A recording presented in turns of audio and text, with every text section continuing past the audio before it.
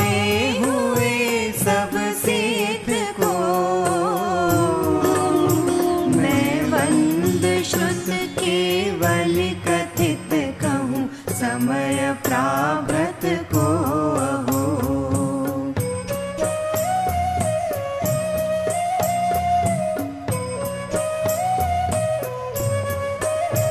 जीव चरित दर्शन ज्ञान स्थित स्वसमय निश्चय जानना स्थित कर्म पुद्गल के प्रदेशों पर समय जीव जानना।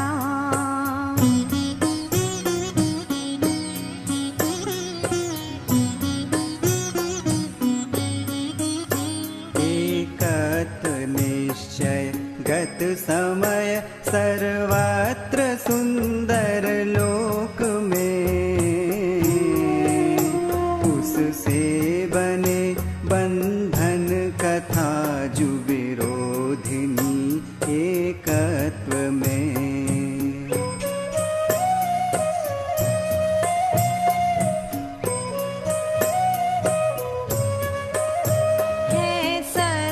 श्रुत परिचित अनुभूत भोग बंधन की कथा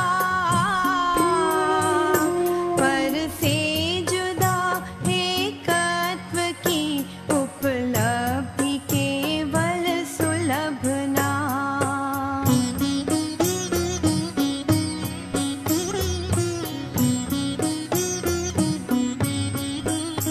दर्शाऊं विभक्त को आत्मा तने निज विभव से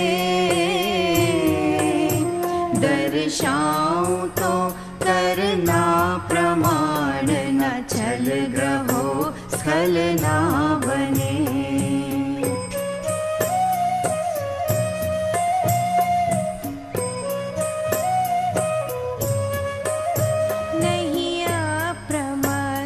प्रमत्त नहीं जो एक ज्ञायक भाव है इस रीति शुद्ध कहा अरु जो ज्ञात वो तो वो ही है।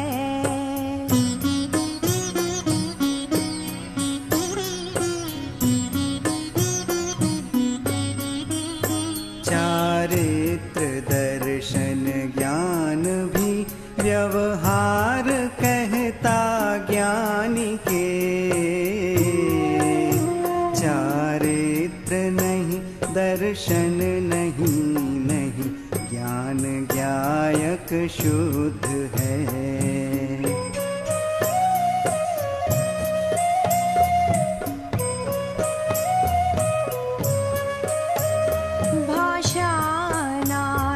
बिना न समझा नाजु शक्य अनाद को व्यवहार बिन परमार्थ का उपदेश हो अशक्य यो।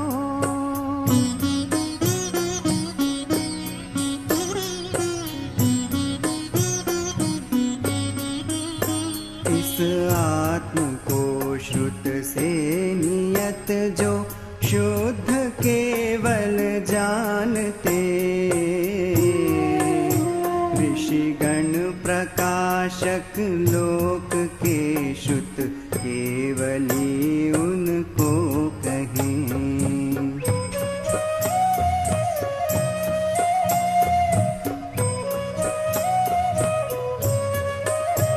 श्रुत ज्ञान सब जाने जो जिन श्रुत केवली उसको कहे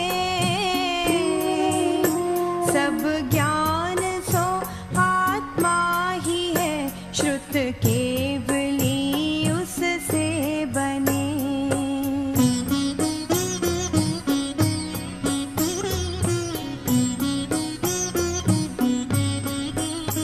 व्यवहार नय अभूतार्थ दर्शित शुद्ध नय भूतार्थ है। भूतार्थ आश्रित आत्मा सुदृष्टि निश्चय होय है।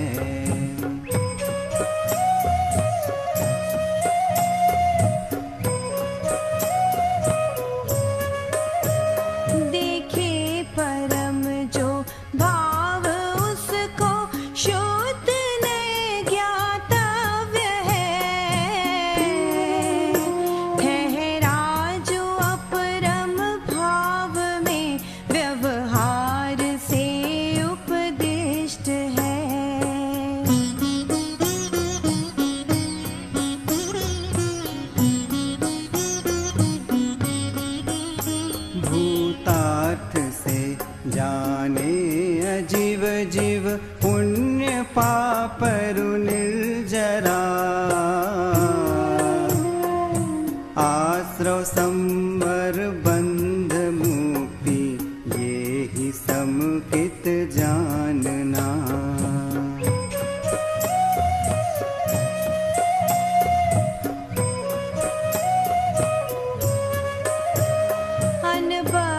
स्पष्ट अनन्य अरु जो नियत देखे आत्म को, अविशेष अनसंयुक्त उसको शुद्ध नय तू जान जो।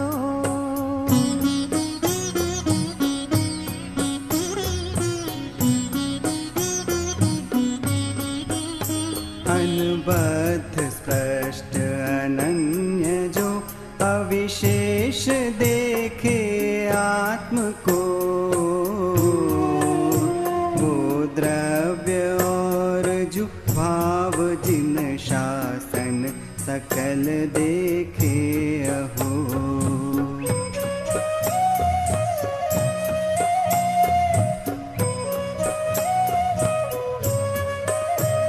दर्शन सहित नित ज्ञान अरु चारित्र साधु सेविये, पर ये तीनों आत्मा ही केवल जान निश्चय दृष्टि में।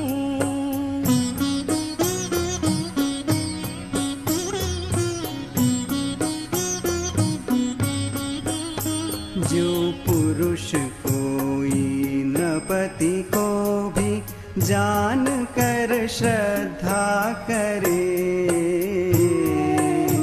फिर यत्न से धन अर्थ वो अनुचरण राजा का करे।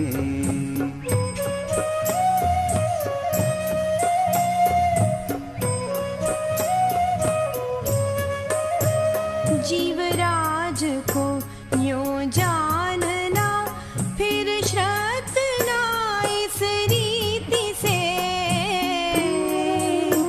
उसका ही करना अनुचरण, फिर मोक्ष अर्थी यत्न से।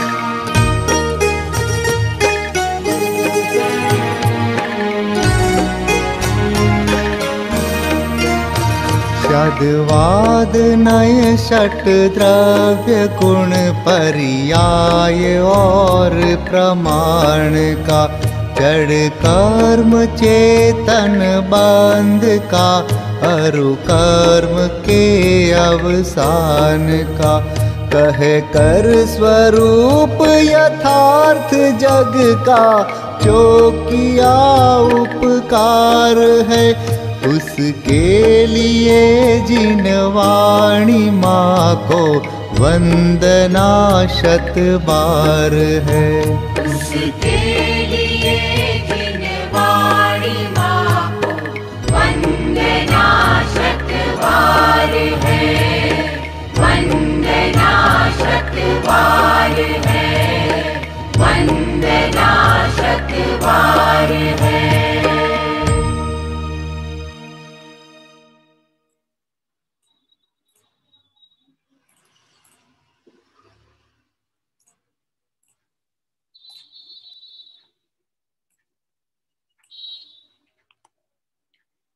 सभी साधर्मियों को जय जिनेन्द्र। आइए मंगलाचरण पूर्वक स्वाध्याय प्रारंभ करेंगे। नमो अरिहंताणं नमो सिद्धाणं नमो आयर्याणं नमो वच्छायाणं नमो लोये सब साहूणं तिहुवणतिलयं देवं वंदिता तिहुवणिंद परिपूज्यं वोच्छमाणुपेहाओ भव्य जनानंद जननीयो ते भुवन तिलक सत इंद्र वंदित देव श्री अरहंत को कर नमन कहूँ अनुप्रेक्षाएं भव्य को सुख कर हो भव्य को सुख कर हो।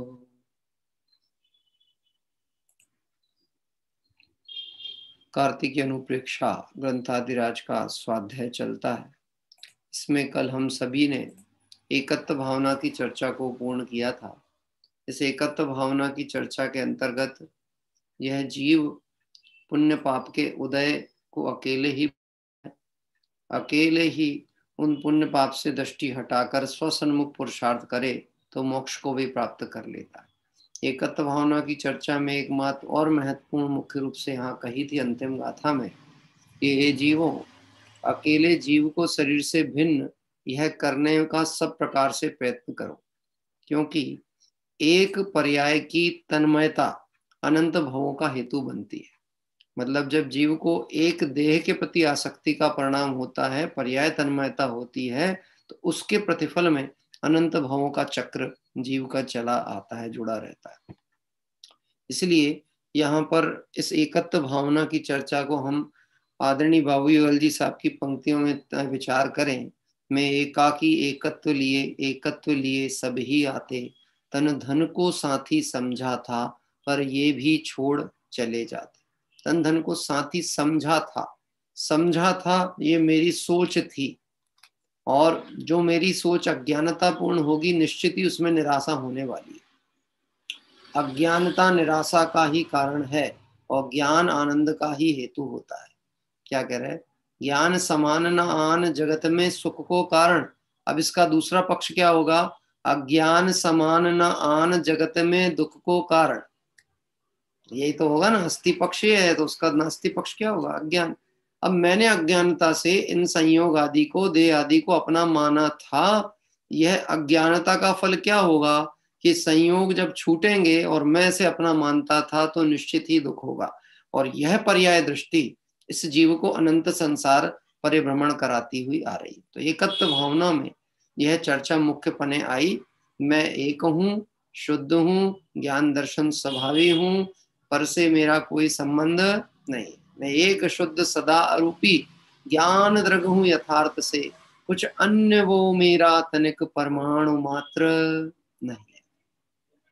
अभी अन्यत्व भावना की चर्चा प्रारंभ करेंगे। इसके पहले अन्यत्व भावना की चर्चा जहाँ प्रारंभ की गई है वहां पर एक फुटनोट पॉइंट डाला है जो कि एकत्व अनुप्रेक्षा पूर्ण करते हुए कहा गया। ये विषय को थोड़ा सा पढ़ते हुए इस विषय की जो मुख्य चर्चा आधार ग्रंथों से दी गई एकत्व भावना की उसको पूर्ण करते हैं। सभी तीर्थंकर अपने दीक्षा कल्याणक के समय यह पावन 12 भावना भाते। कौन सी 12 भावनाएं? मतलब एकत्व भावना तो मुख्य पने स्मरण में आएगी, 12 भावनाएं पढ़ी जाती हैं, लेकिन सिर्फ दीक्षा कल्याणक के समय की बात नहीं है। वह तो सतत धारावाही ये भावनाएं भाते हैं। मुख्य पने हमको देखने में कब आती है? दीक्षा कल्याणक वैराग्य के प्रसंग में। एक मनोवृत्ति भी है जीवों की कि वैराग्य के प्रसंग में कौन सा पाठ पढ़ना। तो वैराग्य के प्रसंग में बहुतायत 12 भावना ही पढ़ी जाती है, और बाकी राग का प्रसंग हो और कोई 12 भावना पढ़े तो कहेंगे अप्रासंगिक चीज उठा ली आपने, यही कहेंगे।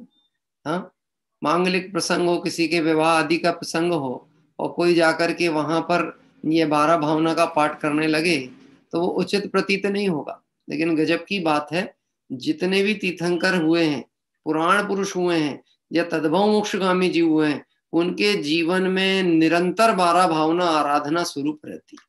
भले दीक्षा कल्याणक में विशेष रूप से उल्लेख यहाँ किया गया हो कि दीक्षा कल्याणक में तो सभी तीर्थंकर ये 12 भावना का पाठ भावना भाते हैं। वह कैसी होगी? समय सार की शास्त्र गाथा 3 द्वारा इसको सिद्ध किया। एकत्व निश्चय गत समय सर्वत्र सुंदर लोक में, उससे बने बंधन कथा जो विरोधनी एकत्व में। क्या कह रहे? एकत्व निश्चय को प्राप्त आत्मा, निश्चय से एक स्वरूप को प्राप्त आत्मा, वही सर्वत्र सुंदर लोक में, वही पूरे लोक में विश्व में एकमात्र सुंदर पदार्थ है जो अपने निश्चय स्वरूप से अपने स्वा को प्राप्त है। और झंझट कहां पर होती है कि पर की चर्चा ही विषम बात का कारण है। क्या करें? एकत्व निश्चय गत समय सर्वत्र सुंदर लोक में, उससे बने। अब वो उससे की चर्चा वैसे अन्यत्र भावना में आएगी। किससे बने? उससे बने मतलब उससे मतलब मैं को छोड़कर अन्य जितना भी है वह सारा बंधन का हेतु बनने वाला है। अन्य बंधन का हेतु नहीं है। अन्य में एक पने की कल्पना, अपने पने की कल्पना बंधन का हेतु है। सुनना भैया, देह से भेद ज्ञान करने की बात कही जाती है, हाँ, देह दृष्टि के त्याग की बात कही जाती है, देह त्याग की बात नहीं की जाती। देह का ना दान होता है ना देह का त्याग होता। त्याग मतलब वो तो छोटी छोटा ही है, उसका क्या त्याग करोगे? और मेरी नहीं है तो दान कैसे कर सकते हो? दान किसका होता है? अपनी वस्तु जो है उसका दान होता है। जो अपनी है ही नहीं उसका क्या दान होगा? लोगों को एक प्रश्न उत्पन्न होता है, हम नेत्र दान करें कि नहीं, हम रक्त दान करें कि नहीं। अरे कोई तो देह दान भी करना चाहता है। हाँ, अब आप समझ में आया एकत्व भावना किस बात को कह रही है? तुम एकत्व भावना की दृष्टिकोण से देखोगे, देह अपनी है नहीं, जो अपनी नहीं उसका दान कैसे होगा? धन आदि भी अपने जेब का, अपने परिश्रम का, अपना पुण्य प्रमाण और न्यायोचित हो तो वो दान में दिया जाता त्याग पूर्वक। दूसरे की जेब से निकाल के दान नहीं दिया जाता। क्या कह रहे हैं? वो तो चोरी कहलाएगी। है? दूसरे की जेब का निकाला और तीसरे को पकड़ा दिया, ये तो चोरी का अपराध हो गया, ये दान नहीं हुआ। ऐसे ही ये देह मेरी है ही नहीं, ऐसा भेद ज्ञान करने की प्रेरणा यहाँ दी गई इस तीसरी गाथा के आधार पर एकत्व भावना को पुष्ट करते हुए। देखिए यहाँ लिखते हैं, एक तो तीसरी गाथा में, पश्चात गाथा 4 में उस एकत्व की असुलभता दिखाकर गाथा 5 में कहते हैं कि उससे ही जीवों को यह भिन्न आत्मा एकत्व हम दिखाते हैं।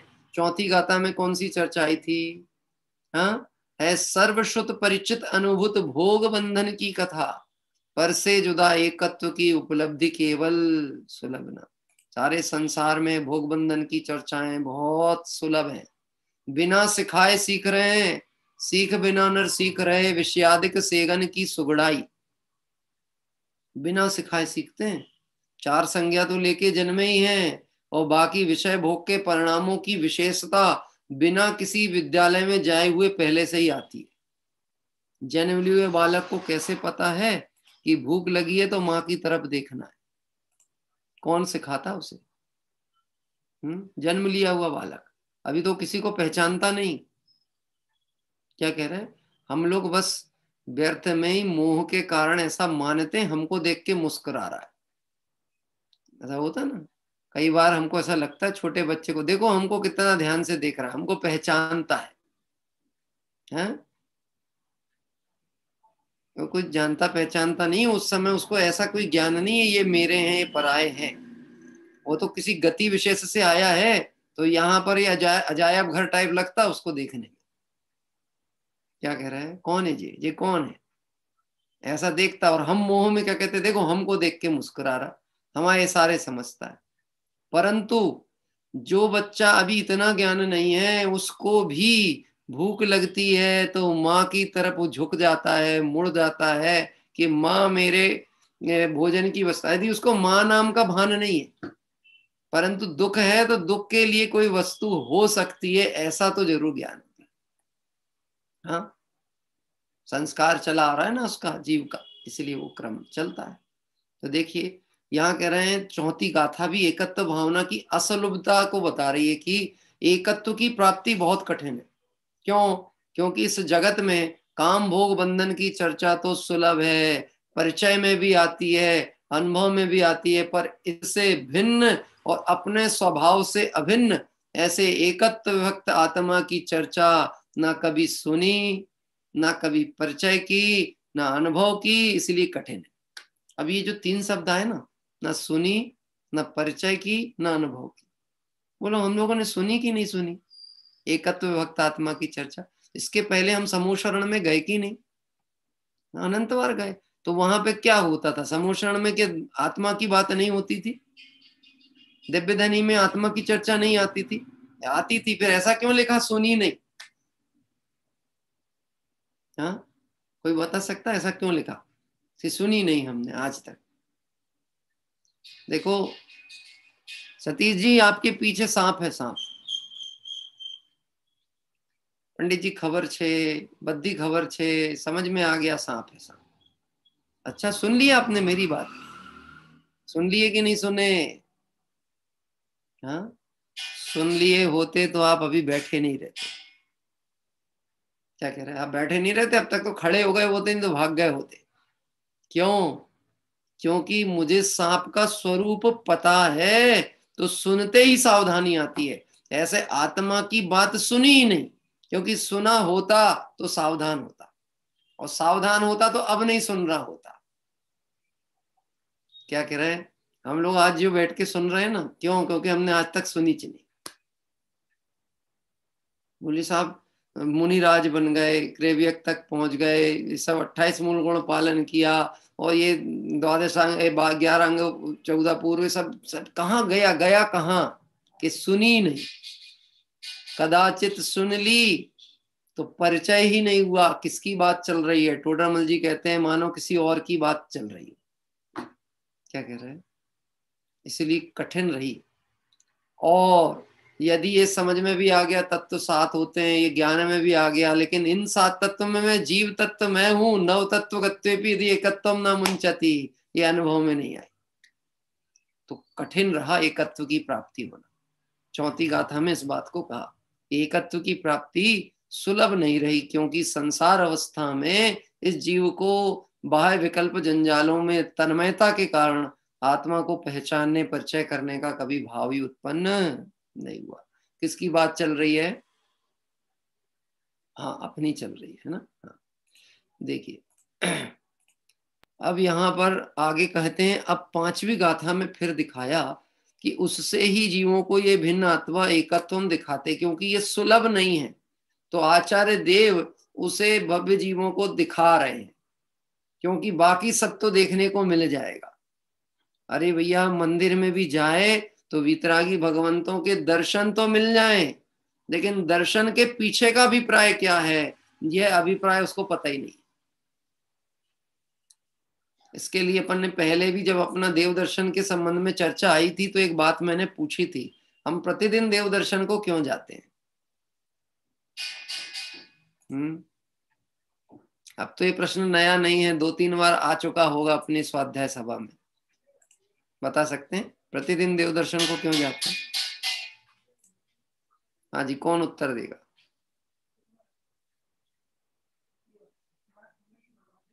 हाँ बताइए ईश्वर जी, सैलू से। हाँ, अनम्यूट करिए, बताइए। भगवान हाँ, थोड़ा नेटवर्क डिस्टर्ब है पर आवाज। भगवान बनने के लिए। भगवान बनने के लिए, अच्छा। और हाँ, हमारे दिल्ली से मीना जी का परिवार से हमारे मीना जी, हाँ बताइए। उनके स्वरूप को देख के अपने स्वरूप की बार बार याद आए, उन जैसा बनने के लिए। बहुत ही। और ऐसा नहीं समझना कि किसी का उत्तर गलत आ रहा है, पर हम और जितना निकट पहुंच सके उतना अच्छा है। हाँ, हमारे दुली चंद जी साहब।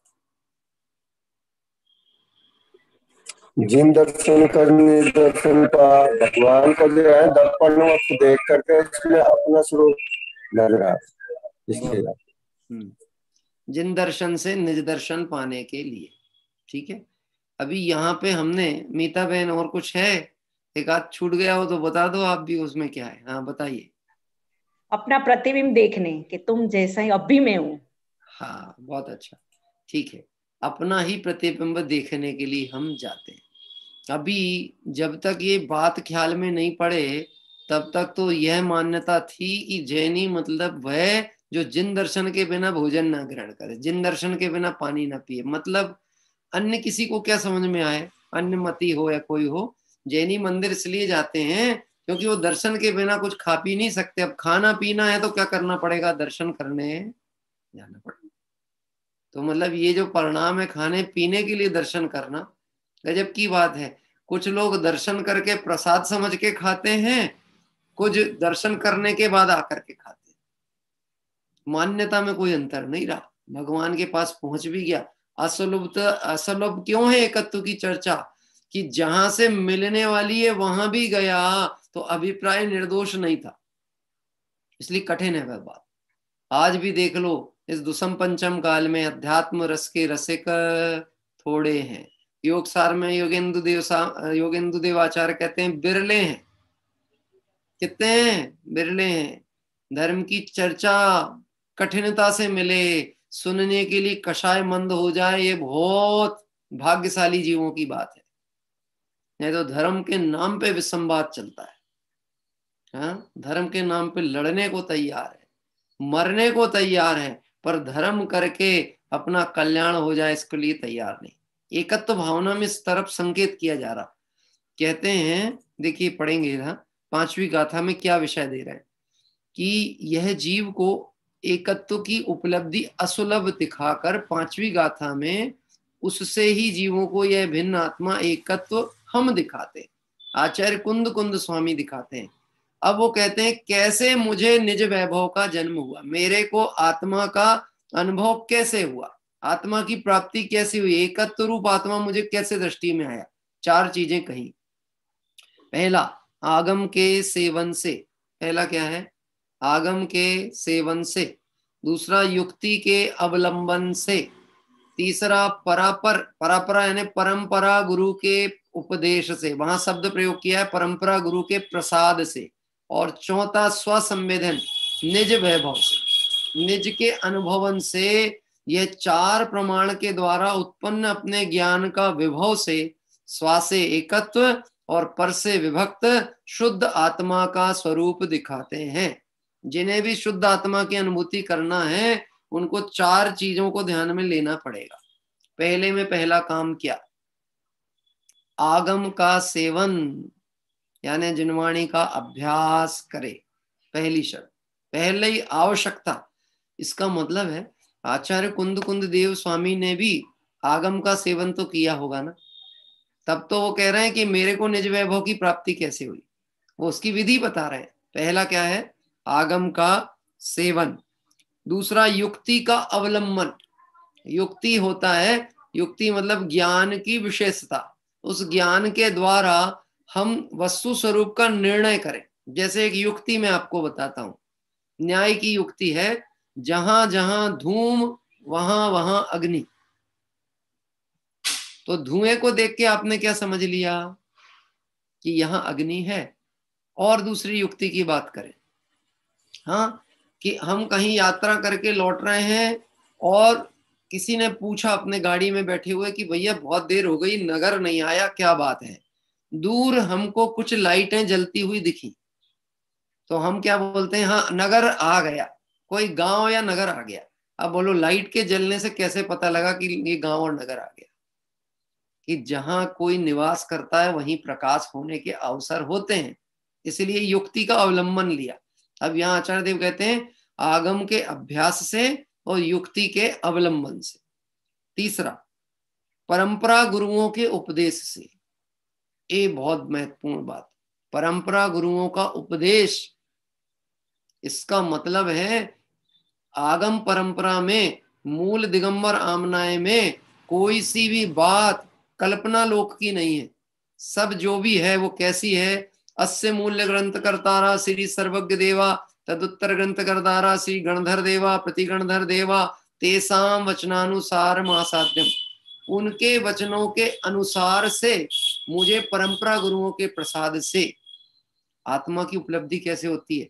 बोलो गुरु निमित्त है कि नहीं आत्मा की उपलब्धि, आत्मा के परिचय में?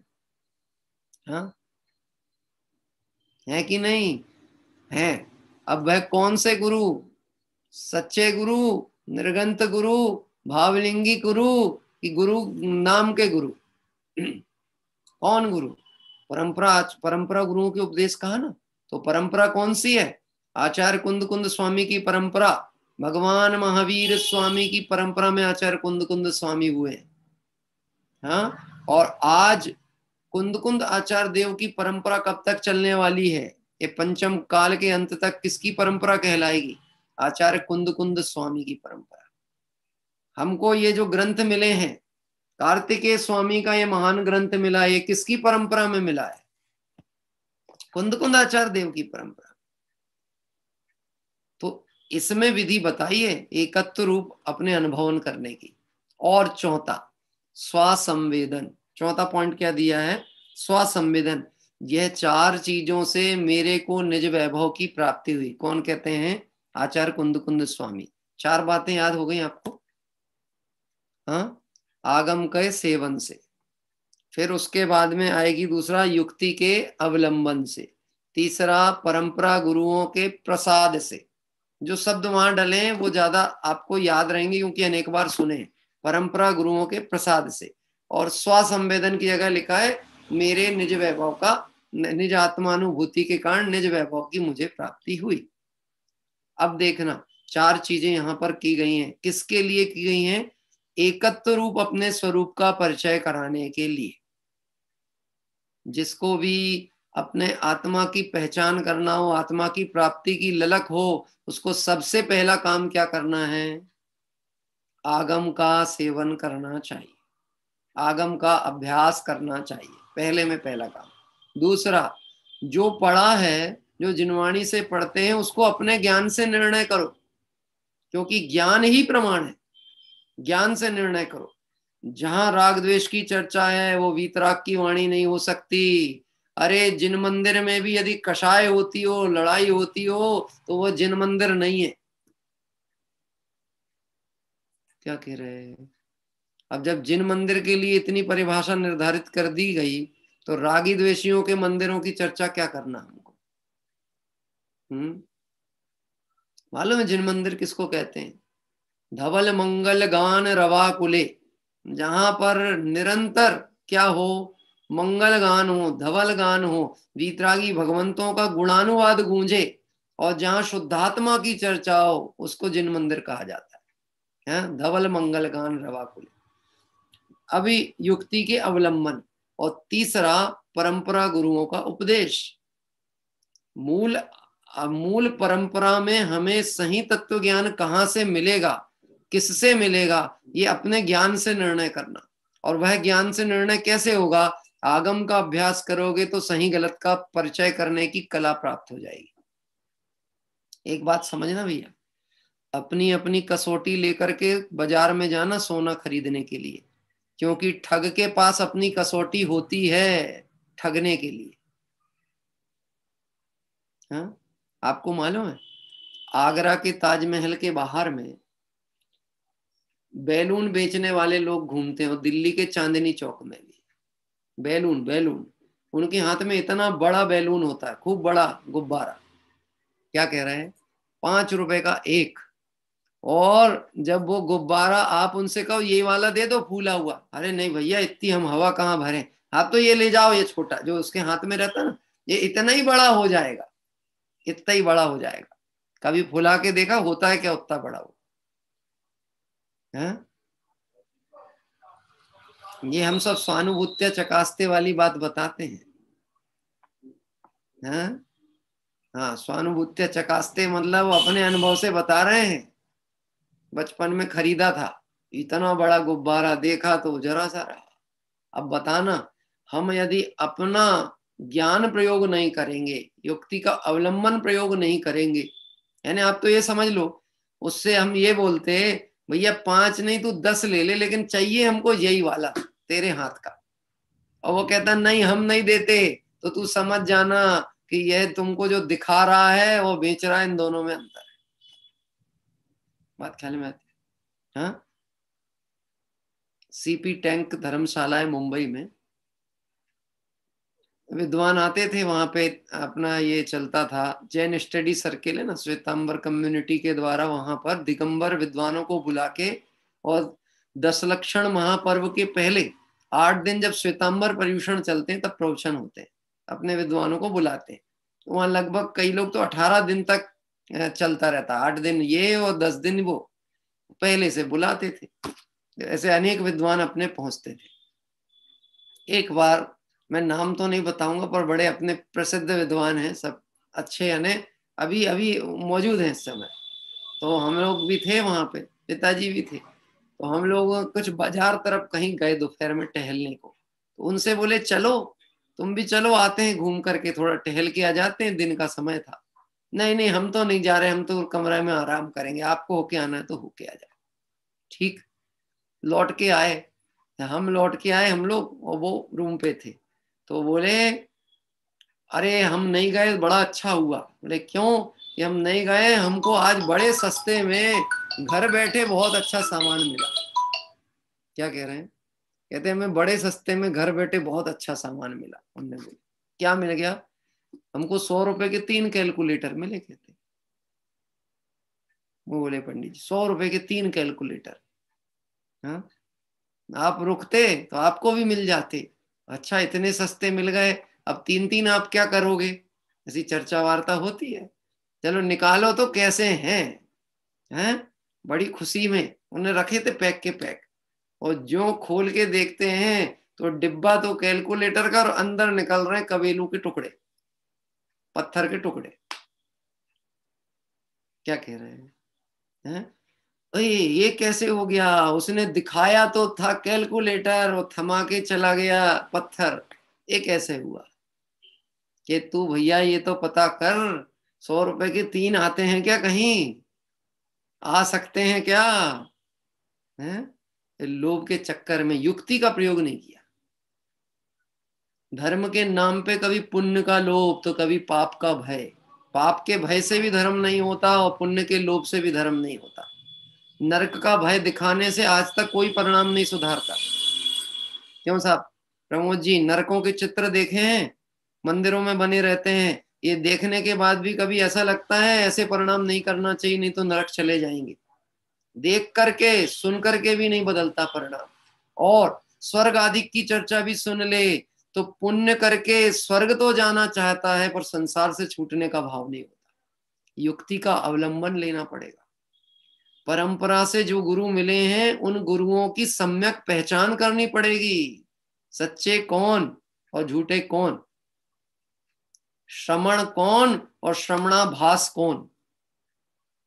क्या कह रहे? परिचय करना पड़ेगा। क्योंकि आप ये समझ लेना, पथदर्शक जैसा होगा आपको मंजिल भी वैसी ही तय होने वाली है। यदि आपका पथदर्शक गलत है तो आप भटकने ही वाले। हाँ? देखो, किसी से रास्ते में जाते जाते आपने पूछा भैया हमको अमुक शहर तक जाना है, और उस व्यक्ति को यदि सही ज्ञान था, वह आदमी चेहरे से भरोसे लायक दिख रहा था, तो हम उस पर भरोसा करके बढ़ जाएं और पहुंच जाएं तो अच्छी बात है। और अगर वह बदमाश प्रकृति का होगा, कौतूहली होगा, वह सोचेगा अच्छा है जरा इनको मजा चखाएं, और गलत दिशा बता दें, तो आप 50 किलोमीटर जाने पर गंतव्य पे पहुंचोगे कि गंतव्य से दूर हो चुके होगे।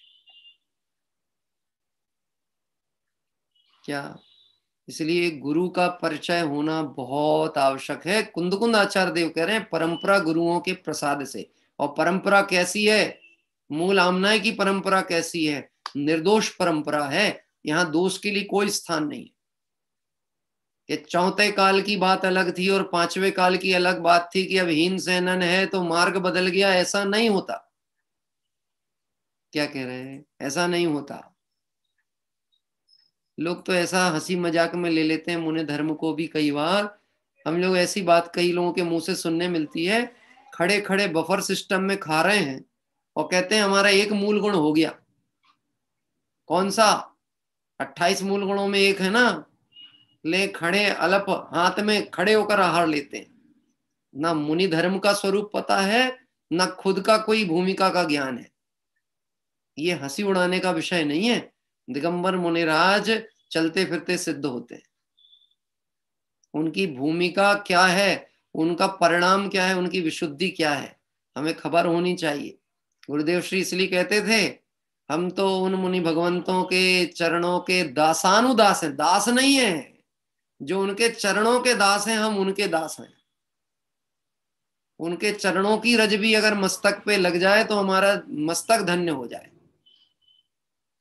क्या कह रहे, परंपरा गुरुओं का प्रसाद। आचार्य कुंद कुंद जैसे महान भगवंत ये बात कह रहे हैं, मेरे को मेरी आत्मा की उपलब्धि किससे हुई? 3 पॉइंट हो गए भैया, आगम का अभ्यास, युक्ति का अवलंबन, परंपरा गुरुओं का प्रसाद, और चौथा स्वसंवेदन। ये सब हो, लेकिन जिसका करना है वो अपने अनुभव में आने योग्य है कि नहीं, आ रहा है कि नहीं।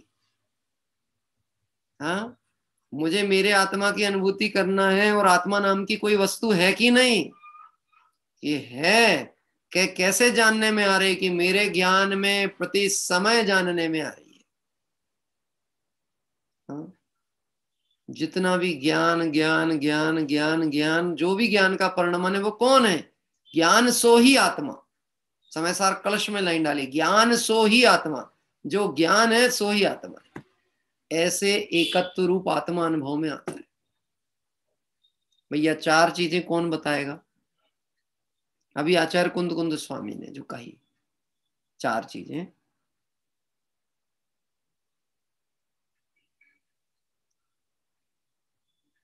हाँ चलिए, हमारे वनमाला जी साहब हमारे वहां से, फिर उसके बाद प्रमोद जी। आगम का सेवन, हाँ पहला। दूसरा युक्ति का अवलंबन, ठीक। तीसरा परंपरा गुरु का उपदेश, चौथा स्वसंवेदन। चौथा स्वसंवेदन, ठीक है ना। वहां पे एक शब्द प्रयोग हुआ है, परंपरा गुरुओं का प्रसाद शब्द भी प्रयोग किया है ना। तो लोगों को ऐसा लगता है अपने अपने आमनाय में भी प्रसाद मिलता है क्या? हाँ, यहाँ मिलता है, पर प्रसाद कहते किसको हैं? वो तुम दुनिया की नजर में प्रसाद की बड़ी विचित्र परिभाषा होती है, पता है आपको? हाँ, वो जो अन्य मतों में नरियल भगवान को चढ़ाते हैं ना, नरियल नहीं चढ़ाते, वो कील निकलती है ना छोटी सी, वो तो चढ़ा दी भगवान को, माल माल सबरे खा जाते मिलके। क्या कह रहे हैं? वो कहते भगवान का प्रसाद, भगवान का प्रसाद। अरे यहाँ भगवान का प्रसाद है परम सुख, परम ज्ञान, परम बल, अनंत चतुष्टय, ये प्रसाद है, ये गुण है उनके, वह हमें प्रकट हो जाए, यही प्रसाद है। उनसे हमें अपने ज्ञान स्वरूप की प्राप्ति हो, उनके ज्ञान से, ये प्रसाद है। वो बाहर जो नरियल मिलता वो नहीं, वो मिठाई मिल गई, लड्डू मिल गई, वो उसकी चर्चा नहीं कर रहे हैं। हाँ प्रमोद जी बताइए 4 चीजें।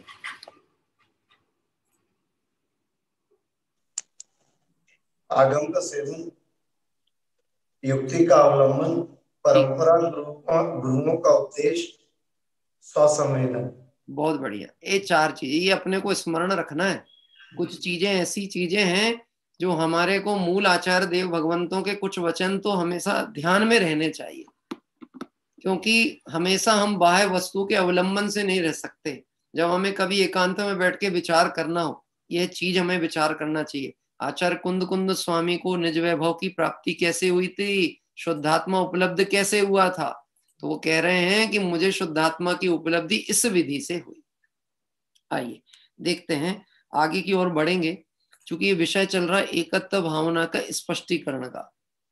यह 4 प्रमाण के द्वारा उत्पन्न अपने ज्ञान का विभव से स्वा से एकत्व और पर से विभक्त शुद्ध आत्मा का स्वरूप दिखाते हैं। ये चारों ही चीज प्रमाण है, ज्ञान प्रमाण है। अब आगम प्रमाण है कि नहीं? वीतराग भगवान की वाणी प्रमाण है कि नहीं? है। क्यों प्रमाण है? क्योंकि वीतरागी के द्वारा कही गई है। वीतरागी प्रमाणित है तो उनकी वाणी भी कैसी होती है? प्रमाणित। आपने एक बात देखी होगी, जो गजिस्टर्ड ऑफिसर होते हैं, फर्स्ट रैंक सेकंड रैंक के ऑफिसर होते हैं, ये हमारी डुप्लीकेट कॉपी को सर्टिफाइड करने के अधिकारी होते हैं। आप अपनी मार्कशीट की फोटो कॉपी ले जाओ और कॉलेज का प्रोफेसर हो तो वो लिख देगा अटेस्टेड और सील लगा देगा, तो तो वो अटेस्टेड जो प्रति है उसकी वैल्यू कितनी होती है, वो ओरिजिनल की तरह चल सकती है आपकी बात ख्याल में, ओरिजिनल की तरह प्रमाणित व्यक्ति की बात प्रमाणित होती है। यह आगम प्रमाणित क्यों है? क्योंकि वीतरागियों का कहा हुआ है। आचार्य समंतभद्र देव ने स्वयंभू स्तोत्र आदि में इस तरह की बात कही कि ये जिनवाणी प्रमाणिक क्यों? क्योंकि यह आप्त का वचन है, आप्त मीमांसा, आप्त का वचन है, इसलिए प्रमाणिक है। और आप्त कौन है? जो वीतरागी हैं, सर्वज्ञ हैं, हितोपदेशी हैं, सो आप्त है। क्या तो देखिए पहले पॉइंट में आया आगम का, यह सभी ये 4 प्रमाण के द्वारा उत्पन्न अपने ज्ञान के विभव से, ज्ञान के विभव यानी ज्ञान वैभव से, स्वा से एकत्व और पर से विभक्त, ये 2 चीजें मुख्य रूप से। अपने में तो एक पना और पर से अन्य पना। अभी अन्यत्व भावना आएगी ना तो इसी बात को वहां पे जोड़ा जाएगा। पर से विभक्त शुद्ध आत्मा का स्वरूप दिखाते हैं। वहां से मनन कर लेना, वहां विस्तृत चर्चा तो उन गाथाओं में है। 12 सम्यक भावना द्वारा अपनी निश्चय आत्मा में ही एकत्व निश्चय की भावना, एकाग्रता ही कर्तव्य है। 12 सम्यक भावनाओं द्वारा, अब ये पूरी 12 भावनाओं का सार बता रहे हैं। एकत्व भावना क्या है? 12 भावना का सार।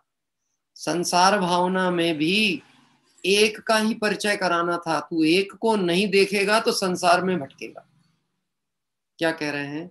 अनित्य भावना में तू एक अपने ध्रुव ज्ञायक आत्मा को नहीं देखेगा, पर्याय पे दृष्टि करेगा तो अनित्यताओं के चक्कर में फंसकर इस द्रव्य को भी अनित्य देखने लगेगा। क्या कह रहा है? मैं मर जाऊंगा, मेरा जन्म हुआ है। यह जो जीव अपने को अजर अमर ध्रुव नहीं देखते, उनके ऐसे ही वचन होते हैं। लेकिन समाधि धारक तत्व ज्ञानी जीव कभी ऐसे वचन उनके मुख से नहीं निकलते। हाँ, हम मर जाएंगे। हाँ, इस जगत में जिनके तत्व विचार नहीं होना, उनकी कषाय का वेग ज्यादा चढ़ जाए, ऐसे वचन निकलते हैं, या तो इनको मार डालेंगे या मर जाएंगे। क्योंकि वो निमित्त को कर्ता मानते हैं, तो सोचते हैं इनको मिटा दो तो सुखी हो जाएं, और जब मेरे प्रयास से सुख इनको मैं नहीं खत्म कर पाया तो अब मैं खुद ही खत्म हो जाऊं तो सुखी हो जाऊंगा। गजब की बात है, मर के भी जीव सुखी होना चाहता है। इसलिए अमृतचंद आचार्य देव कहते हैं, अय कथमपि मृत्वा, हे भाई मर पच करके भी मरो मती, तत्व कौतूहल करो, तत्व को समझो। मरने अरने की बात नहीं की। जिनको समझ नहीं आया ना, बोले को आचार्य देव भी कह रहे मरना पड़े तो मर जाओ। कैसा अर्थ निकालते तुम? कहां से अर्थ निकला मरना पड़े तो मर जाओ? अरे तू सुखी होने के लिए मरने को तैयार है। जब इतना बड़ा बलिदान कर सकता है तो सुख स्वरूपी आत्मा को लक्ष्य में ले, जन्म मरण से ही पार हो जाएगा। बात ख्याल पड़ती? देखिए आगे लिखते हैं, 12 भावनाओं में भी एक निश्चय आत्मा में एकत्व निश्चय भावना की एकाग्रता, यही कर्तव्य है। जैसा आलंबन वैसा अनुभव। एक का अनुभव करोगे तो एक को प्राप्त करोगे, शुद्ध का अनुभव करोगे तो शुद्ध को प्राप्त करोगे, अशुद्ध को ध्याओगे तो अशुद्ध को पाओगे। ज्ञानी आत्म कल्याणेक्षुक को तो बाह्य में रस नहीं है। यदि बाह्य में भूमि का अनुसार उपयोग लग जाए तो भारी लज्जा और शर्म होती है। क्या कह रहे हैं? ज्ञानी जीव को विषय भोगों में मजबूरी में रहना पड़ता है तो वह उसको ऐसा समझता है जैसे मुझे सजा याफ्ता हूं मैं। क्या कह रहे हैं? कोई जेल से निकल के आए, इठला के चलता होगा क्या? जेल से चला, जेल कोई ले गए पुलिस पकड़ करके, अब लौट करके आए और अपनी मित्र मंडली में बताए बड़ा मजा आया। किस बात का मजा आया? अरे मुफ्त का खाना खाने को मिला। ऐसा बताएगा किसी को? कर्फ्यू में 2-4 डंडे पड़ जाएं तो किसी को बताएगा? हम तो घूमने गए थे, ऐसा बताएगा? कभी नहीं बताएगा। कोई पूछे तुम्हारे जैसा कोई आदमी दिख रहा था? अरे नहीं नहीं, हम नहीं थे, हम नहीं थे। तुमको भ्रम हुआ होगा, हमारे जैसे कपड़े पहना होगा कोई बताएगा डंडे खा के आया हूं मैं लौट के? नहीं बताने वाला। ऐसे यहां पर कहते हैं कि जिसको अंदर की आत्म कल्याण की इच्छा होती है उन्हें बाहर का रस नहीं होता, और यदि बाह्य में भूमि का अनुसार उपयोग लग जाए तो भारी लज्जा और शर्म होती है। अतः अंतरंग में कोई विकल्प, गुण भेद के व्यवहार या निश्चय के विकल्प आदि सभी किसी भी विकल्प जाल में रहना नहीं चाहते, ना अंदर के विकल्प में ना बाहर के विकल्प में। अब ये बात थोड़ी गंभीर है एकत्व भावना की दृष्टि से। देखना, अंदर के विकल्प कौन से और बाहर के विकल्प कौन से। बाहर के विकल्प तो आप आसानी से समझ सकते हो। कौन से विकल्प? ये जो घर है ये मेरा है, परिवार परिजन मेरे हैं, ये बच्चा मेरा है, ये धंधा मेरा है। हाँ, ये सब बाहर के विकल्प जिनको अभी अन्यत्व भावना में करा जाएगा। और मैं ज्ञान स्वभावी हूं, मैं दर्शन स्वभावी हूं, ऐसे भेद रूप विकल्प से भी आत्मा का एकत्व अनुभूति होती। अंदर का विकल्प और बाहर के विकल्प, दोनों विकल्पों से ज्ञानी पार। बाहर का विकल्प तो समझ में आता है, अंदर के विकल्प में ऐसा लगता है हम अपने को ज्ञान रूप अनुभव नहीं करेंगे तो कैसे होगा। मैंने आपसे एक बात कही थी ना, किसी को किसी से प्रेम होता है, उसको उसके लिए कोई चीज लेनी हो ये याद नहीं रखना पड़ता। क्या याद नहीं रखना पड़ता? मैं आपसे कहता हूं, एक नवयुगल है, एक लड़के को किसी लड़की से प्रेम है, अभी वो बाजार में घूमने जाए तो उसको वो लड़की कहां कहां दिखेगी?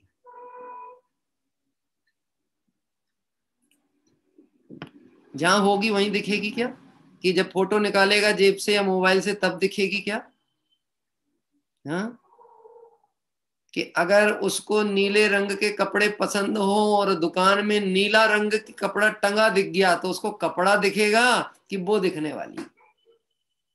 हाँ, कि उसको ये मिठाई पसंद है तो वो मिठाई दिखेगी कि वो दिखेगी? हमको ऐसा लगता है अगर हम ज्ञान रूप विकल्प अनुभव नहीं करेंगे तो आत्मा कैसे अनुभव में आएगा? भैया, प्रारंभिक भूमिका में ऐसे बताया जाता है, पर जब अनुभूति का काल होता है तब यह विकल्प भी होते नहीं।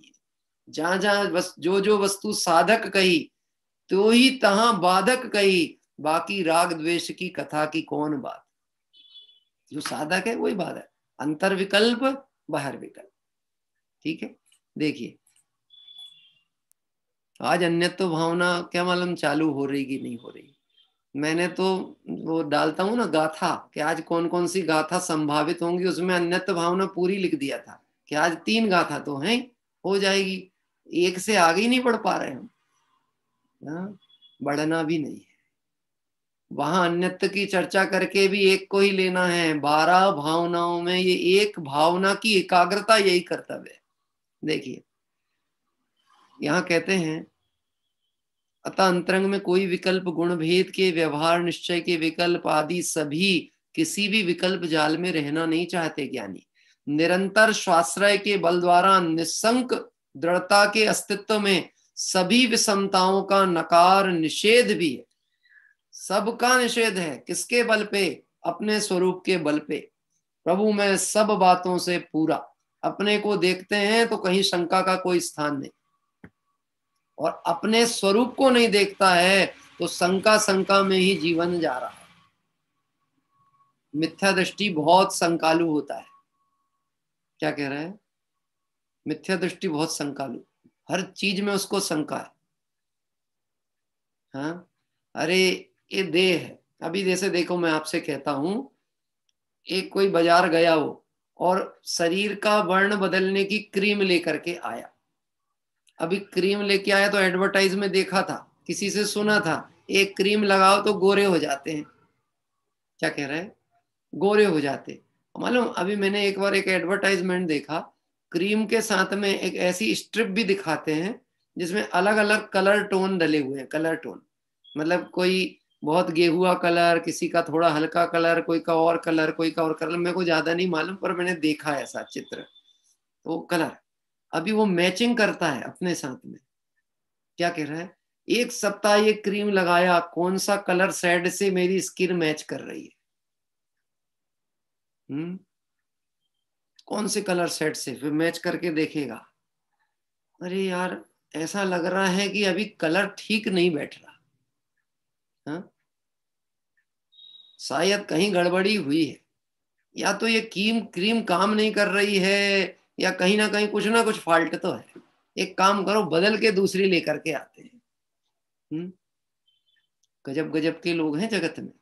मिथ्या दृष्टि भी मतलब विचित्र अजायब घर के प्राणी भटक रहे हैं संसार में। हाँ, बाल के रंग कई तरह के। एक तो ये वैसे ही कलंक था, तो उस कलंक को सजाने के चक्कर में लग गया। आजकल माताओं बहनों के बालों में मैंने देखा ऐसा 15-25 बाल लाल कलर के, इधर पे भट्टा कलर के, पता नहीं क्या मतलब क्या क्या उनके विकल्प हैं। एक एक विकल्प के चक्कर में पर्याय खो देता है? लड़कों की हालत खराब, पर्याय की खबर नहीं, पुरुष पर्याय में कहाँ है, वो बाल बड़े कर रहे, और जे बहनें हैं तो इनकी अलग नाटक चल रहे। मिथ्यात्व का उदय है ना, मिथ्या दृष्टियों की ऐसी ही बुद्धि होती है। क्या कह रहे हैं, देखो क्या कह रहे हैं। ये चर्चा यहाँ पर चलते हुए आचार्य देव बता रहे हैं, आचार्य कुंद कुंद स्वामी की बात कर रहे हैं अपन। कलिकाल सर्वज्ञ आचार्य कुंद कुंद स्वामी, कोई मनोरंजन के लिए चर्चा नहीं लिखी, ये जीव को इसके स्वरूप की उपलब्धि हो जाए, इसके लिए आचार्य देव अपना बुरा होता हुआ जान करके भी भव्य जीवों के प्रति करुणा कर ऐसा मार्ग बताते हैं। देखिए क्या कह रहे हैं, निरंतर स्वाश्रय के बल द्वारा निस्संक दृढ़ता के अस्तित्व से सभी विषमताओं का नकार निषेध है और अपना नित्य एकत्व भूतार्थ स्वभाव सन्मुख रहना ही उत्तम समझते हैं। अब एक बात समझना, यह सांकेतिक भाषा के द्वारा हमें बात कही जा रही है। ज्ञानी क्या करते हैं, सुखी जीव क्या करते हैं, आत्मानुभवी क्या करते हैं, मुमुक्षु क्या करते हैं। यदि तुम अपने को मुमुक्षु कहते हो, मुमुक्षु मानते हो, तो तुमको भी क्या करना चाहिए? विसंवाद नहीं करना, विवाद नहीं करना, अपने घर में बैठकर अपना लोटा छानना और आनंद से पान करना। सतीश जी हैं, इशारे में समझदार को तो इशारा ही काफी है, और ना समझ को कौन समझा सकता है? हाँ?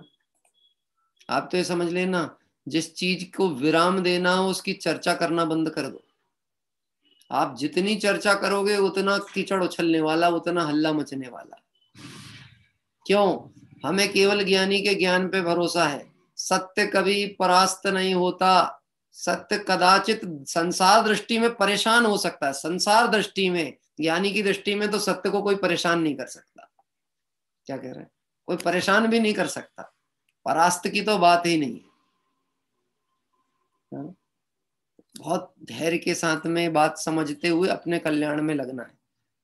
अपना नित्य एकत्व भूतार्थ स्वभाव सन्मुख रहना उत्तम समझते हैं, यही बात है तो अन्य का गुण सहचर हेतु व्यवहार साधन आदि कहा जाता है। मुख्य बात तो अपने स्वरूप की प्राप्ति करना और व्यवहार में पंच परमेष्टि आदि की भक्ति आदि करना, उनके द्वारा अपने स्वरूप का अवलोकन करना, ये सब व्यवहार कथन होता है। समय तो हो गया, तो आज अपन एकत्व भावना के आगे नहीं बढ़े हैं, इसीलिए कोई विकल्प नहीं है। हम उसमें एडिटिंग कर लेंगे ना, अपन विकल्प में काय को करें, हम वहां टाइटल बदल देंगे कि आज एक ही गाथा पूरी हुई। क्या कह रहे हैं? और बड़े पंडित जी साहब कहते हैं, ग्रंथ को पूरा नहीं करना है, सार्थक करना है। हाँ? पढ़ पढ़ के पढ़े मत रहने दो, इतने पढ़ के डाल दिए हमने, तो डालो मत भैया। क्या कह रहे हैं? डालो मत, इतने ग्रंथ पढ़ डाले, पढ़ के मत डालो। उसका भाव भाषणा करके उसका लाभ लो, उसका उपयोग करो।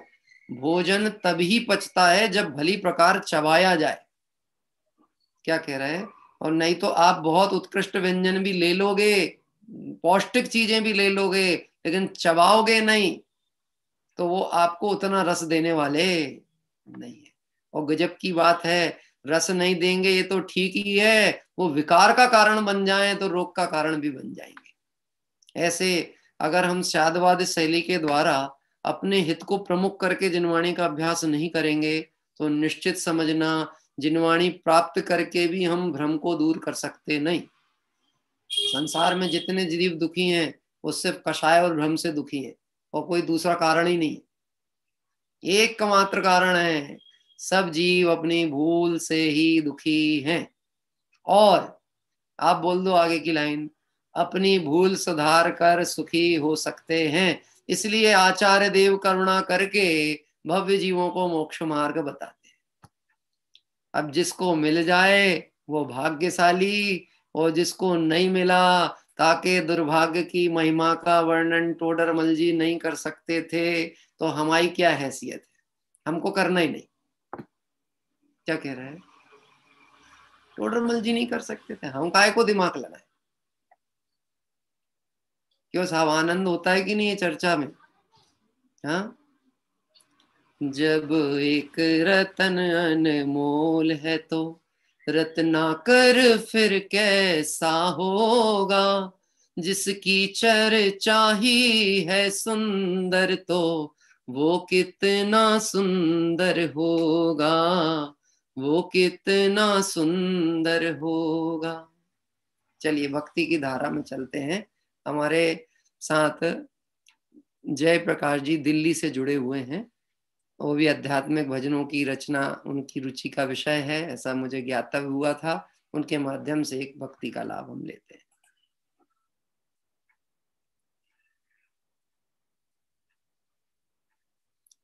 बाबूजी अनम्यूट करिए आपका माइक।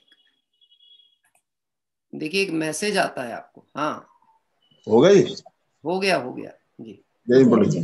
जय जिनेन्द्र जी। एक रचना सुना रहा हूँ जी। हाँ। काफी दिनों के बाद मैं चांद लगा आज, बच्चे बड़े खुश। द्रव्यलिंगी आवाज आ रही पंडित जी साहब? आ रही है, क्लियर आती है। छेड़ाला में अपने 2 लाइनें आते हैं ना पंडित साहब कि मुनि वृद्धारंत बाल गृह उपजायो, पैर नहीं जातम ज्ञान बिना शुक्लेश न पायो। इसी भाव को दर्शाते हुए कुछ लाइनें लिखी गई हैं। द्रव्यलिंगी बहु बार हुआ, आत्मज्ञान बिन शून्य रहा। द्रव्यलिंगी बहु बार हुआ, आत्मज्ञान बिन शून्य रहा। ज्ञान बिना सब सुना है, ज्ञान बिना सब सोना रे भैया, ज्ञान बिना सब सोना। द्रव्यलिंगी बहु बार हुआ, आत्मज्ञान बिन शून्य रहा। चेतन चमत्कार टंकोत्कीर्ण वस्तु का स्वामी तू। चेतन चमत्कार टंकोत्कीर्ण वस्तु का स्वामी तो। वर्तमान में विसिद्ध स्वरूपी सचमुच अंतर्यामी तो। भव में तो बहुत रुला, अपना आत्म स्वभाव भुला। भव में तो बहुत रुला, अपना आत्म स्वभाव भुला। ज्ञान बिना सब सुना है, ज्ञान बिना सब सोना रे भैया, ज्ञान बिना सब सोना। द्रव्यलिंगी बहु बार हुआ, सोने रहा। प्रभव भाव क्षेत्र का स्वामी बनकर क्यों तू जीता है। प्रभव भाव क्षेत्र का स्वामी बनकर क्यों तू जीता है। अचल अखंड अतुल अविनाशी क्यों मोह मदिरा पीता है। राग नहीं स्वय भाव तेरा, ज्ञान आनंद ही रहे सदा। राग नहीं स्वय भाव तेरा, ज्ञान आनंद तू रहे सदा। ज्ञान बिना सब सुना है, ज्ञान बिना सब सोना रे भैया, ज्ञान बिना सब सोना। द्रव्यलिंगी बहुबार हुआ, आत्मज्ञान बिन शून्य रहा। ऐसी तो तेरी आत्म शक्ति क्षण में भव का नाश करे। ऐसी तो तेरी आत्म शक्ति क्षण में भव का नाश करे। हो करके पुरुषार्थहीन क्यों निजात्म का ह्रास करे। तू अनंत पुरुषार्थ जगा, अंतर में उपयोग लगा। तू अनंत पुरुषार्थ जगा, अंतर में उपयोग लगा। ज्ञान बिना सब सुना, सब सुना है ज्ञान बिना। ज्ञान बिना सब सुना रे भैया, ज्ञान बिना सब सुना। द्रव्यलिंगी बहुबार हुआ, आत्मज्ञान बिन शून्य रहा। द्रव्यलिंगी बहुबार हुआ, आत्मज्ञान बिन शून्य रहा। जय हिंद। बहुत सुंदर पाठ अभी हमारे आदरणीय बाबूजी जो कि दिल्ली से जुड़ रहे हैं उनके माध्यम से हुआ। उनकी स्वयं की ही रचना है, निश्चित ही आपका स्वाध्याय की झलक आपकी रचनाओं में दिखती है। ज्ञान बिना सब सूना रे भाई, ज्ञान बिना सब सूना। द्रव्यलिंगी बहुबार हुआ, आत्मज्ञान बिन शून्य रहा। वास्तव में एक बात हमें समझनी है कि शून्य जो है कितने भी लगा लो आप, लेकिन उसके आगे जब तक कोई अंक नहीं आएगा तब तक वह शून्य की कीमत शून्य ही रहने वाली है। क्या कह रहे हैं? ऐसे हम यहाँ पर बहुत आगे भी बढ़ने की सोच लें मोक्ष मार्ग में, लेकिन आत्मज्ञान यदि नहीं हो पाया तो सब शून्य के खाते में ही जाने वाला है। चाहे वह धर्म के नाम पर हम कितनी उत्कृष्ट क्रियाएं कर लें। क्या कह रहे हैं? कितनी उत्कृष्ट क्रियाएं। अब जब द्रव्यलिंग की बात कह दी, द्रव्यलिंग मतलब कोई खोटा लिंग नहीं होता। द्रव्यलिंग मतलब झूठा नहीं, द्रव्यलिंग मतलब मुनि लिंग को ही द्रव्यलिंग कहा जाता है। और द्रव्यलिंग भी पूजनीय है जैन दर्शन में, द्रव्यलिंग की भी वंदना होती है, लेकिन भावलिंग के बिना संसार पार नहीं हो सकता। निर्दोष मुनिराज की जो बाहर लिंग है उसको द्रव्यलिंग कहा जाता है। क्या कह रहे हैं? लेकिन ये सब कर ले, निरतिचार जीवन पालन भी कर लें, लेकिन आत्मज्ञान से शून्य है, ऐसे जीव कभी मुक्ति को प्राप्त नहीं कर पाते। इसलिए आत्मज्ञान की ही महिमा यहाँ पर बताई गई है। मैं दो पंक्तियों के माध्यम से यह बात को आपने जो कही है, वही जो भजन की पंक्ति उठाई थी वो मन में दिमाग में चल रही थी, इसलिए वो दो पंक्तियों से आपकी बात का समर्थन कर देता हूँ। जिसके दीवाने हैं ज्ञानी, हर धुन में वही सवार रहे। बस एक पक्ष और एक लक्ष्य, हर श्वास उसी के लिए बहे, हर श्वास उसी के लिए बहे। जिसको पाकर सब कुछ पाया, उससे भी बढ़कर क्या होगा। जिसकी चर्चा ही है सुंदर, वो कितना सुंदर होगा, वो कितना सुंदर होगा। एक रतन अनमोल है तो रत्नाकर फिर कैसा होगा। जिसकी चर्चा ही है सुंदर, वो कितना सुंदर होगा, वो कितना सुंदर होगा। आइए भाव प्रतिक्रमण के लिए आगे चलेंगे। हे अरहंत प्रभु, मुझसे मन वचन काय द्वारा, कृत कारित अनुमोदना द्वारा, समरंभ समारंभ आरंभ द्वारा, क्रोध मान माया लोभ द्वारा, प्रमाद इत्यादि विभावों द्वारा इस भाव में या पूर्व भाव में सच्चे देव शास्त्र गुरु की अभिनय हुई हो, व्रतों में अतिक्रम व्यतिक्रम अतिचार अनाचार दोष लगाया हो, एकेंद्रीय से लेकर पंचेंद्रिय तक किसी भी जीव की हिंसा हुई हो, विराधना हुई हो, दिन या रात में लगाए सर्व दोषों का पश्चाताप व्यक्त करता हूं, क्षमा मांगता हूं, वह मेरे सभी दोष मिथ्या हो, मैं मुझ में रहूं। इस प्रकार मैं इन सभी दोषों का प्रायश्चित करता हूं। ओम नमः सिद्धेभ्यः। और इस तरह से कल हम सभी प्रातःकाल एक मंगल तीर्थ वंदना के क्रम की ओर आगे बढ़ रहे हैं। कल 218वीं तीर्थ वंदना के साथ कल प्रातःकाल हम सभी मध्य प्रदेश में बुंदेलखंड में देवरी करके एक जिला है, उसके निकट बीना बारा क्षेत्र है। बहुत अच्छा क्षेत्र है, प्राचीन प्रतिमाएं हैं और भव्य क्षेत्र है। अभी तो बहुत विकसित हो चुका है वह क्षेत्र। ऐसे क्षेत्र में वीतरागी भगवंतों के दर्शन करेंगे।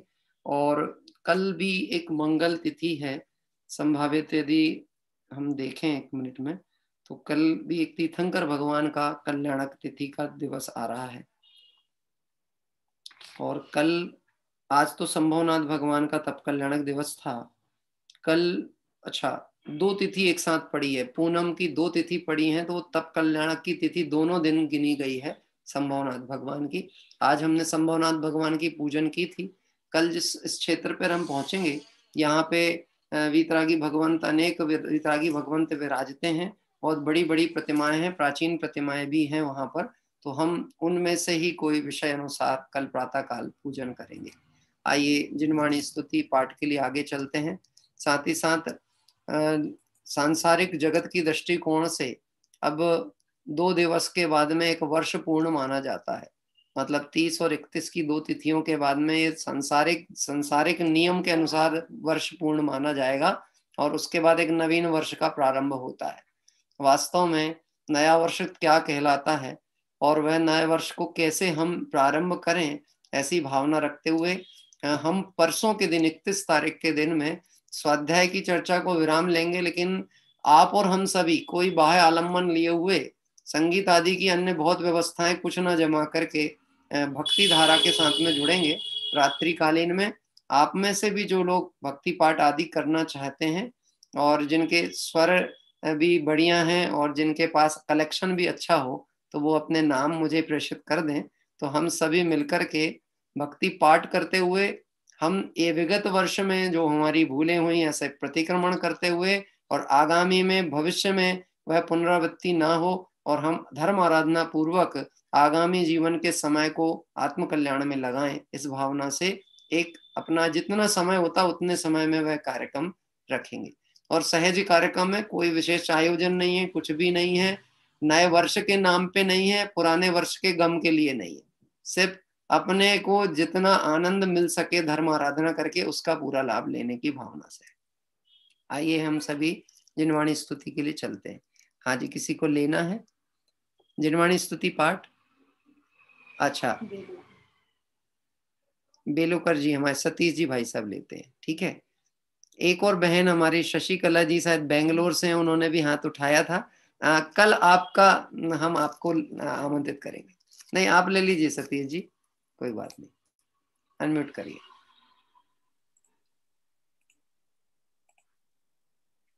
एक मिनट सतीश जी, आपकी आवाज नहीं आ रही, वॉइस।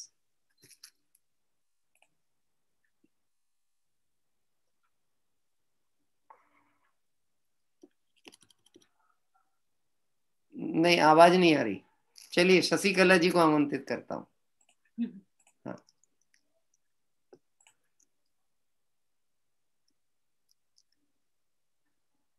अनम्यूट करिए आपका माइक। हाँ हाँ, आती है आवाज। हाँ, हमारे बेंगलोर से जुड़ती हैं बहन ये ना। हाँ, करिए, प्रारंभ करिए जिनवाणी। जिनवाणी तेरो नाम सारे जग में धन्य है माँ जिनवाणी तेरो नाम सारे जग में धन्य है। तेरी उतारे आरती माँ तेरो नाम धन्य है। ज्ञानी की ज्योति तू ही जलाती, ज्ञानी की ज्योति तू ही जलाती, भक्तों को भगवान अमृत पिलाते, मार्ग दिखाती तेरो नाम धन्य है माँ जिनवाणी तेरो नाम सारे जग में धन्य है। अरिहंत भाषित जिनवाणी प्यारी, अरिहंत भाषित जिनवाणी प्यारी, गणधर ऋषि और मुनियों निधारी, जीवन की नैया को तो तिराती तेरो नाम धन्य है माँ जिनवाणी तेरो नाम सारे जग में धन्य है। तेरे श्रवण से महिमा समाई, तेरे श्रवण से महिमा समाई, चैतन्य चैतन्य की धुन आई, संतों के हृदयों को ईश्वर के घर को तेरे गुंजाते चंद है। माँ जिनवाणी तेरो नाम सारे जग में धन्य है। सुनने से संसार का रस शिथिल हो, गुनने से न्यायक मंगल मिलन हो, तुमको नमन है, तुमको नमन है, तुमको नमन है, तुमको नमन है, तेरो नाम धन्य है माँ जिनवाणी तेरो नाम सारे जग में धन्य है, सारे जग में धन्य।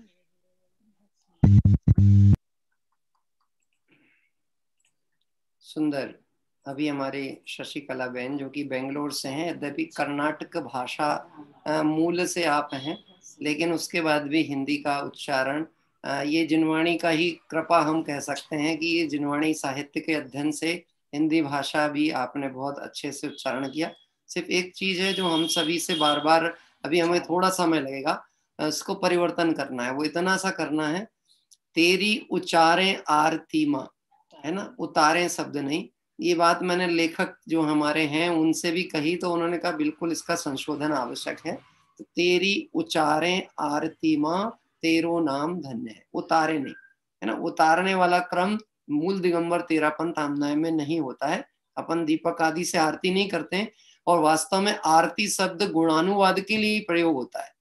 भगवान के गुणानुवाद करने को ही आरती कहा जाता है। तो तेरी उचारे आरती माँ तेरो नाम धन्य है। सुंदर जिनवाणी स्तुति के बाद आइए हम सभी डमुकार मंत्र पाठ के साथ काय उत्सर्ग करें। नमो अरिहंताणम नमो सिद्धाणम नमो आयरियाणम नमो वच्छायाणम नमो लोए सब साहुडम नमो अरिहंताणम नमो सिद्धाणम नमो आयरियाणम नमो वच्छायाणम नमो लोए सब साहुडम नमो अरिहंताणम नमो सिद्धाणम नमो आयरियाणम नमो वच्छायाणम नमो लोए सब साहुडम। जवली द्वादशांगमय जिनवाणी माता की जय हो। देव शास्त्र गुरु भगवान की जय हो। अनंतानंद सिद्ध परमेष्टि भगवंतों की जय हो। वीतरागी जैन शासन की जय हो। कल प्रातः काल आप सभी को सूचित किया है, उस क्षेत्र की वंदना को चलेंगे। किसी को परिवार सहित नाम प्रेषित करने का भाव हो, पहले जिनने अवसर प्राप्त किया है पुनः भाव हो, तो वो मुझे नाम अभी प्रेषित करेंगे तो मैं नाम ऐड कर दूंगा। और नहीं तो स्वाध्याय प्रेमी परिवार तो सदैव सहर्ष तैयारियों के साथ रहता ही। आइए हम सभी इस तरह मंगल आराधना करते हुए और अल्पकाल में सिद्धत्व दशा को प्राप्त करें। इसी